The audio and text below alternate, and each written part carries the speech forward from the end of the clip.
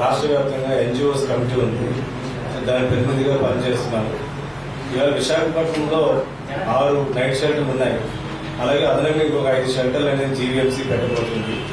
అయితే GVMC night shelter తప్ప రాష్ట్రంలో మిగతా 98 మున్సిపాలిటీల్లో ఈ కార్యక్రమం అనేది సజావుగా సాగడం లేదు. అయితే జీవీఎంసీ చేస్తున్నటువంటి మోడల్ పథకాన్ని మేము రాష్ట్ర వ్యాప్తంగా రాష్ట్ర ప్రభుత్వంతో కలిసి పనిచేసి ఈ కార్యక్రమాన్ని అభివృద్ధి చేయాలన్నటువంటి ఆకాంక్షతో మేము గత 4 సంవత్సరాల నుంచి పనిచేస్తున్నాం. దానికోసమే మేము ముఖ్యమంత్రి గారిని డైరెక్ట్ గా అప్పీల్ చేస్తున్నాము. సార్ వచ్చి మా షెల్టర్లు సందర్శించండి, మాతో మాట్లాడండి.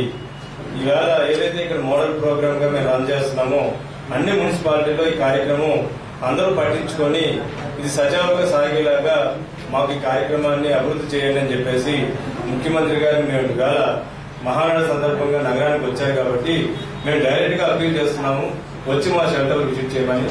ఎందుకంటే జీవీఎంసీ ఏ రకంగా చేస్తుందో మిగతా 32 ఎన్యువల్ టౌన్స్ లో ఆ షెల్టర్లు కూడా అదే రకంగా నడపాల్సినటువంటి అవసరం ఉంది. ఎక్కడ చూస్తే అక్కడ షెల్టర్లు ఇవాళ కమిషనర్లకి సరైనటువంటి శ్రద్ధ లేదు.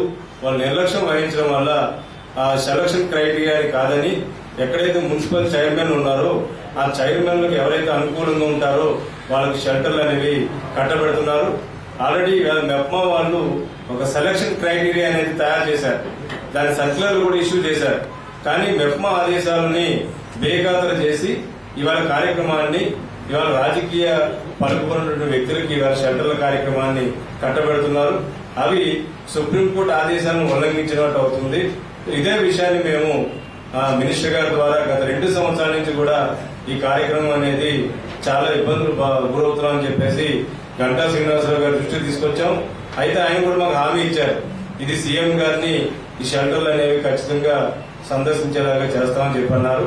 అయితే మహానాడు సందర్భంగా వచ్చారు కాబట్టి సీఎం గారు ఈ కార్యక్రమాన్ని సందర్శించాలి, షెల్టర్లో సమస్యలు తెలుసుకోవాలి. దీని మీద రాష్ట్ర వ్యాప్తంగా ఆయన ప్రకటన చేయాల్సిన అవసరం ఉంది. ఇవాళ సుప్రీంకోర్టు అప్రిషియేట్ చేసింది ఈ కార్యక్రమాన్ని, కానీ ఇవాళ రాష్ట్ర ప్రభుత్వం దాన్ని అనౌన్స్ చేయలేదు. అనౌన్స్ చేయకపోవడం వల్ల ఈ కార్యక్రమం అనేది అందరూ కూడా పట్టించుకోవట్లేదు. చాలా మంది మీడియా మిత్రులు దీని మీద స్టడీ చేసి వ్యాసాలు రాస్తున్నారు, కానీ ఎందుకో గానీ ఈ కార్యక్రమం అనేది అంతగా వెలుగులోకి రావటం లేదు, అంతగా ప్రచారం కూడా లేదు. ఇవాళ రాష్ట్రంలో 2% పాపులేషన్ కి ఈ కార్యక్రమం అనేది వర్తిస్తుంది.